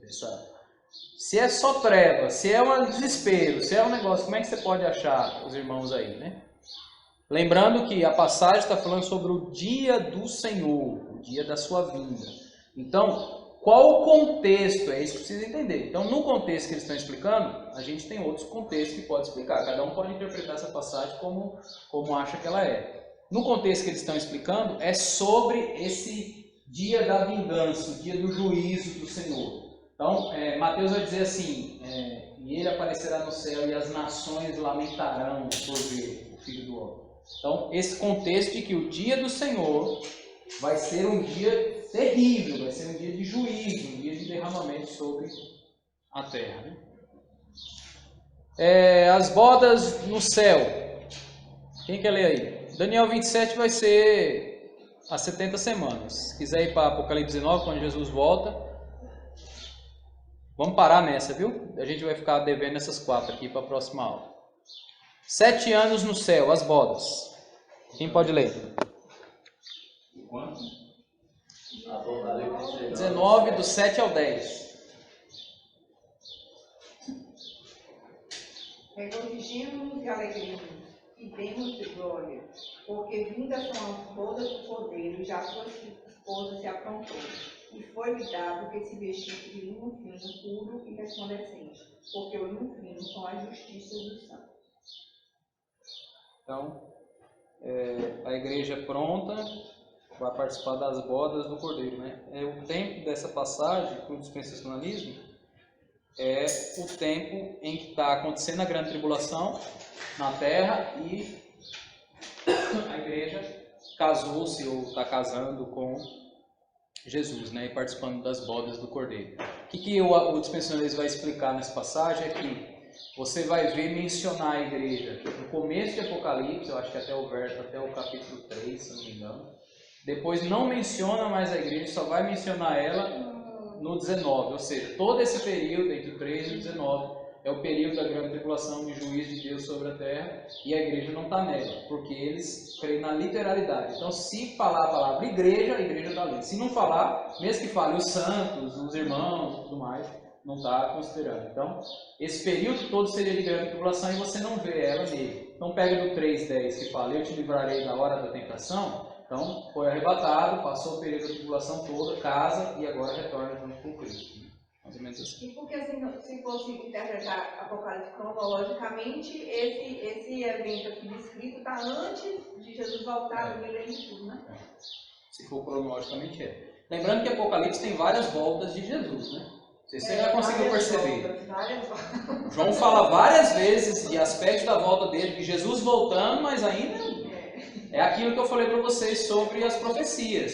Você precisa entender que às vezes ele fala uma coisa de uma visão assim, aqui fecha para ele, abre outra, dali a pouco ele volta a ver mais um aspecto daquela mesma visão, vai complementando. Até Mateus 24 dessa sensação.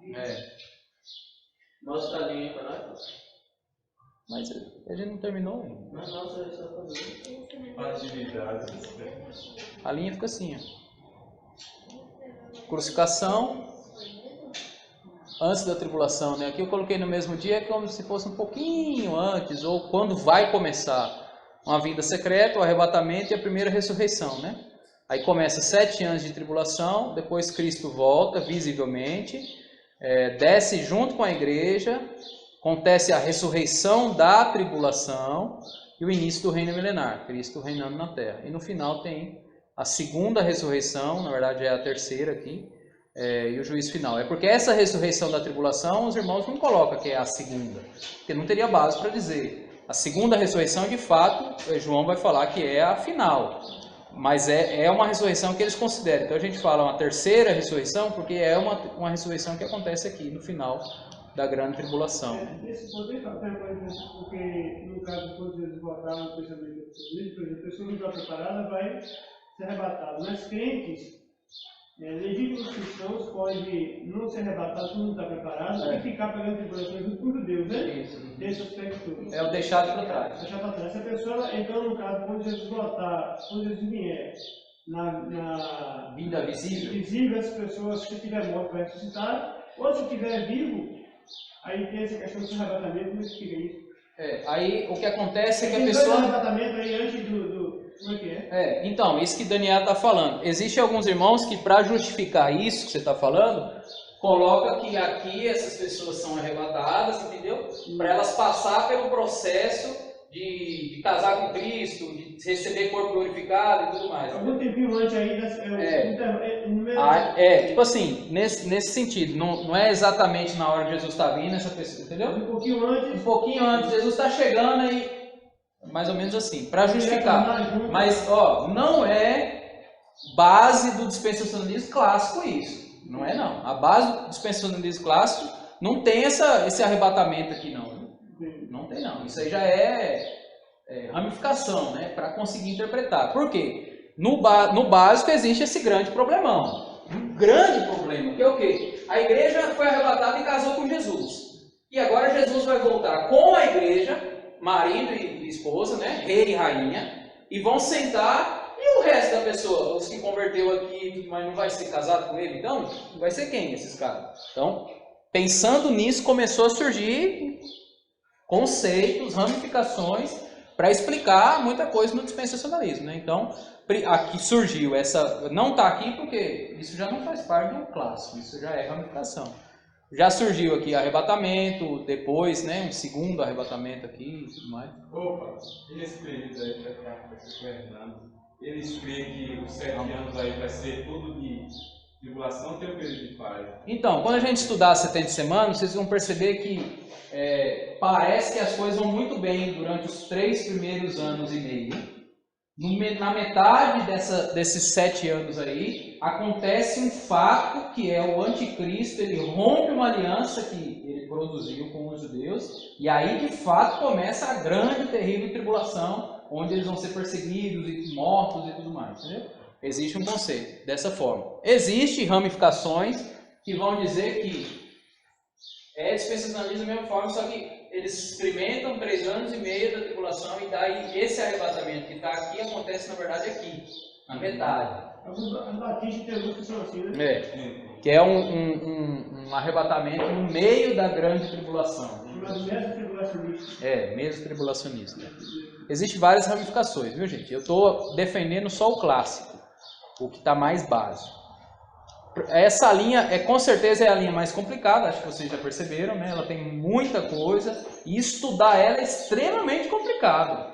Rapaz, eu gastei foi muito tempo para estudar essa linha e cada estudo eu ficava assim, nossa, é isso, por isso, por causa daquilo, e você vai vendo as justificativas. Acho que também os cabeção que inventaram, né? Mas não, eu penso assim, que por ser a linha mais diferente todas, nesse caso, precisa achar base para afirmar tudo isso aqui, entendeu? Então, isso a pessoa precisa, então, realmente, folhear a Bíblia para ir achando os fundamentos do negócio, né? Então, por isso que ela tem tantos eventos separados, conceitos e tudo mais.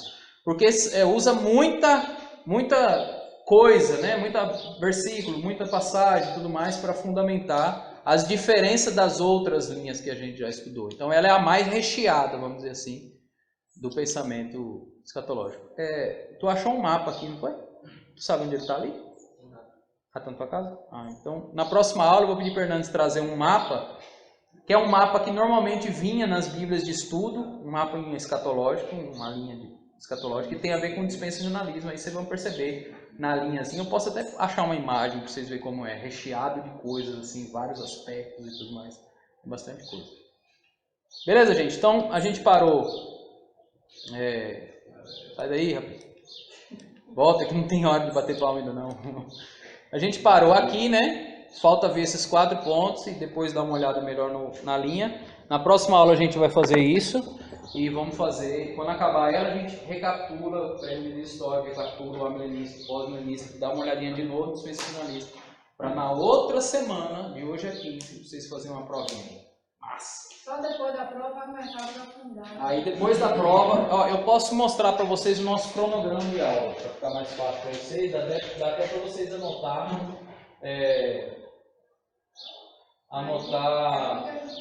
Mas de atividade não, né?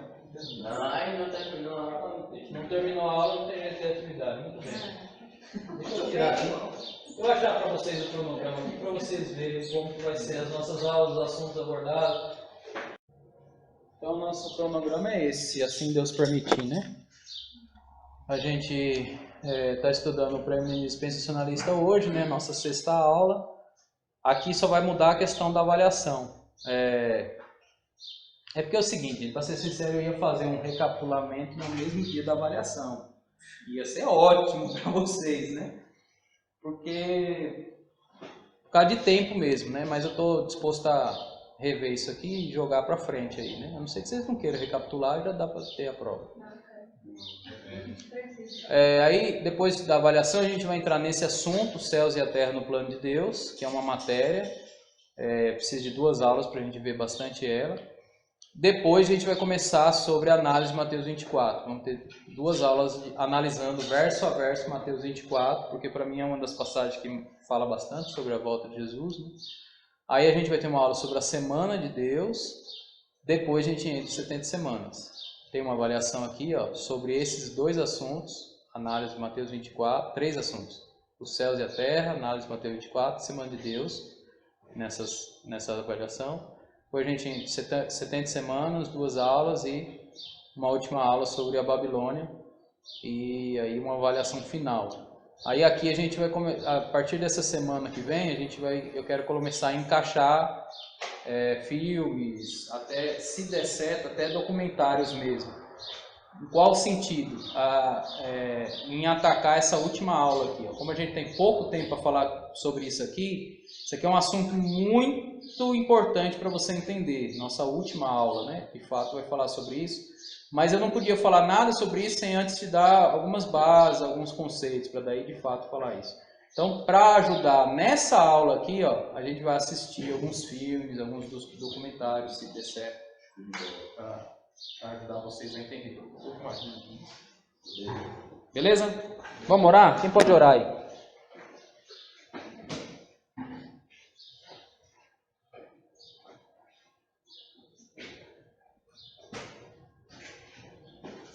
Obrigada por mais uma aula, Pai. Obrigada, Senhor, por essa manhã. Pelo que ouvimos, Senhor, nessa manhã. Senhor Jesus, possamos a cada dia estar atentos, ó Pai, a fazer essa matéria, Senhor, sabemos mais do que vamos. Amém. Possamos entender certas coisas, ó Pai, que nunca paramos para pensar, analisar, mas que são extremamente importantes para a vida do cristão. Que possamos ter essa base, Senhor, possamos a cada dia estar atentos que o Senhor tem falar através do teu filho. Muito obrigada, Senhor, por tudo, em nome de Jesus. Amém.